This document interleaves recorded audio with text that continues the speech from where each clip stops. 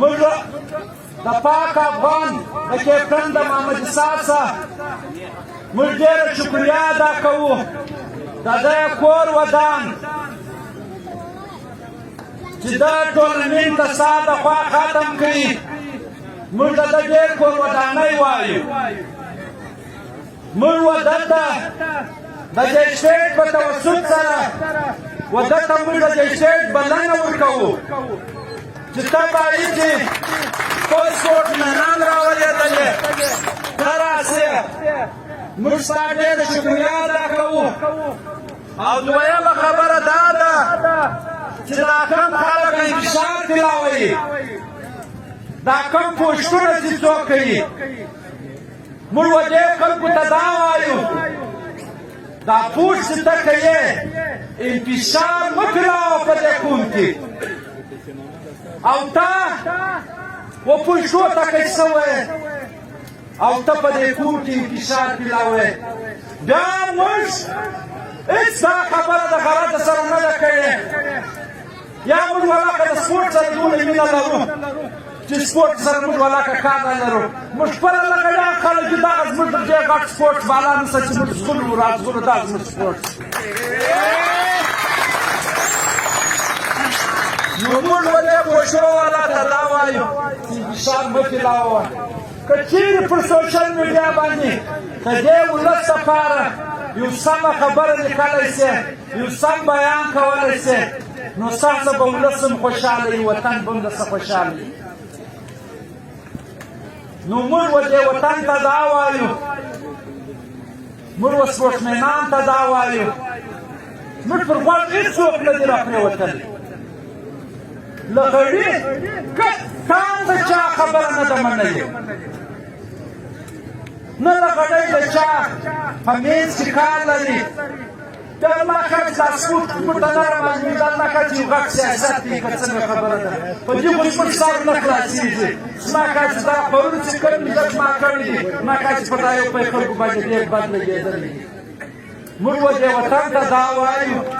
چې زموږ د محمد اسحاق کور ودانۍ وایو موږ د شیټ په توسط په دوه وارې بیا ورته ته دعوت کوو چې دی راشي د شیټ سره ستا موږ ډېر شکریه ادا کوو کور ودانۍ دې وایو ستا زموږ سره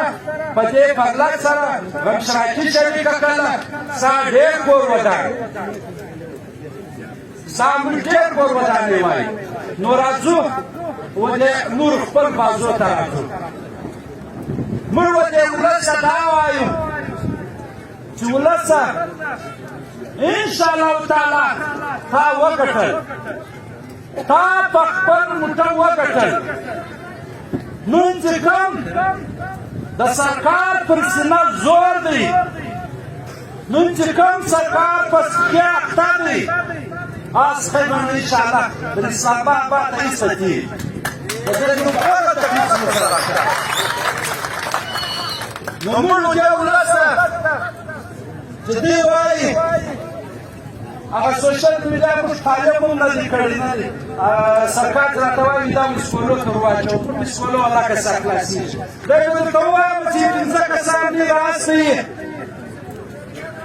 انشاءالله دا پنځه کسان به دا کومه کمیټه چې دي راستئ دا به انشاءالله ستاسو د بریا په باره کې راځي چې دا بریا کېږي نو موږ د ولس نه دا وایو چې موږ دې په ټول پاکستان کې دی تاریخي درنه دی پر امر درنه دی پر امن احتجاج دی پر امن هړتال درنونه پرې په ټول پاکستان کې چا نه دي کړي پر خپل حق باندې لکه کوم د چمن پښتنو چې وکړي او کوم د چمن غیرتمن ولس چې وکړي نو موږ و دې ولس ته دا ډاډ ورکوو د شعر د طرفه کوم زموږ عام پارټیست دي تاجر لغړي ایجاد او خلک غلط استفادې کوي موږ و دې خلکو ته دا وایو و دې وطنوالو ته دا وایو چې دا هېڅ سیاسي بیانونه نه استفادېږي موږ ورته ولس ته وایو خامخا یو مېلمه راسي که ناوخته به څه به وایي ولې یوه مېلمه ته موږ خپل پېټ ور ورښیو چې زموږ دوه پېټه دي زموږ یو پاسپورټ دی یو ماجر په زور ایستل دي یو زموږ د چمن روزګار دی دا درې پېټه موږ وهغه مېلمه ته ورښولي دي نو موږ هغه مېلمه چې کوم بیان وکړي زموږ پر